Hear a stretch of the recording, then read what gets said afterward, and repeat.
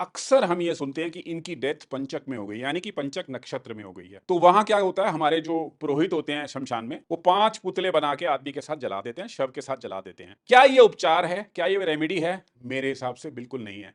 मैंने अपने रिसर्च में ये पाया है कि ये रेमेडी इज नॉट कंप्लीट। अब मैं रेफरेंस ले रहा हूं किसका? शिव महापुराण का।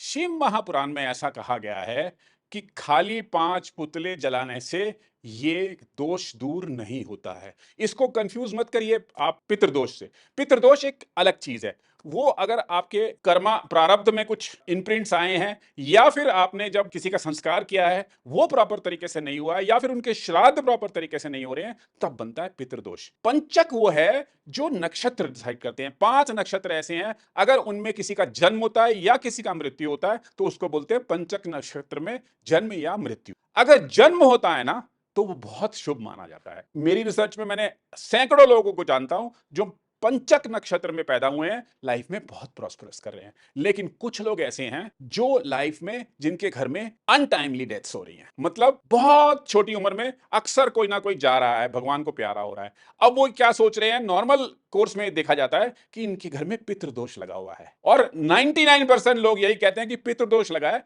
इसकी वजह से ऐसा हो रहा है। ऐसा नहीं है। होता क्या है, पंचक एक सनातन में बहुत इंपॉर्टेंट इवेंट है। जब पंचक में किसी की डेथ होती है ना, तो वो फिर पूरे गोत्र पे अफेक्टेड आती है। यानी कि पंचक इज रिलेटेड टू योर गोत्रा, मतलब योर पास्ट लाइव्स ऑल्सो। आपको नहीं पता आपके परदादा कौन थे, उनके परदादा कौन थे। हो सकता है किसी की डेथ हुई हो पंचक में, आज वो आपकी लाइफ को अफेक्ट करेंगे। आपकी लाइफ में मनी रोटेशन नहीं हो रहा, आपकी लाइफ में बहुत सारी प्रॉब्लम्स आ रही हैं, या फिर अक्सर अनटाइमली डेथ्स हो रही हैं। तो समझ जाइए ये पंचक दोष है। पर अब हमें पता ही नहीं है पंचक दोष कैसे है, तो ये रेमेडी हर सनातनी को करनी चाहिए। मैं आपको क्या बोल रहा हूं, ध्यान से सुनिए। हमें नहीं पता चलेगा कि हमारे जीवन में पंचक दोष है कि नहीं, क्योंकि हमारे पास ऐसा रिकॉर्ड होता ही नहीं है।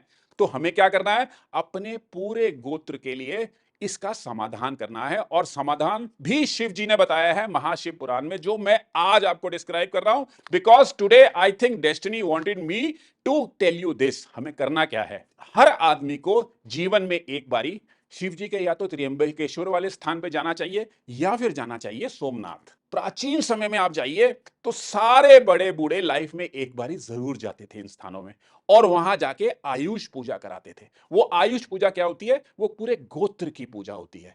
तो यानी कि अगर आपके पूरे गोत्र में कहीं कोई पंचक दोष लगा हुआ है तो वो भी दूर हो जाता है। लेकिन वो आजकल पॉसिबल नहीं है।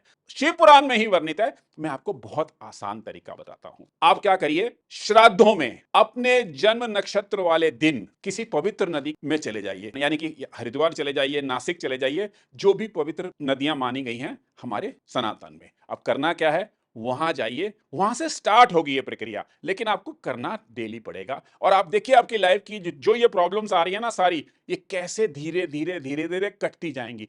आपको शिव जी का सहारा लेना है, लेकिन करना वैसे ही जैसा बताया गया है महाशिव पुराण में। करना क्या है, 2 तरह से कर सकते हैं। आपको अपनी एक टांग पे खड़े होना है, जो कि बहुत मुश्किल है, मैं जानता हूं बहुत लोग नहीं कर पाएंगे इसको, लेकिन अगर कर सकते हैं तो बहुत ही महत्वपूर्ण है। अपनी एक टांग पे खड़े होना है, और आपने जाप किसका करना है, ओम नमो भगवते शिवजी सदा सहाय। ये ऐसा महामंत्र है जो पंचक दोष को मतलब पीढ़ियां दर पीढ़ियां खत्म कर देता है। 108 बारी आपको जाप करना है। अगर आप असमर्थ हैं एक पैर पे खड़े होकर इसको करने के लिए, या प्रैक्टिस नहीं है या उम्र नहीं है, तो वहां भी शिव महापुराण में एक और मेथड दिया गया है। अपने दोनों हाथों को इस तरह से सर के पीछे रख लीजिए, अपनी छाती को एक्सपैंड कर लीजिए, और पवित्र नदी में खड़े होके यही मंत्र का जाप करना है, ओम नमो भगवते शिवजी सदा सहाय।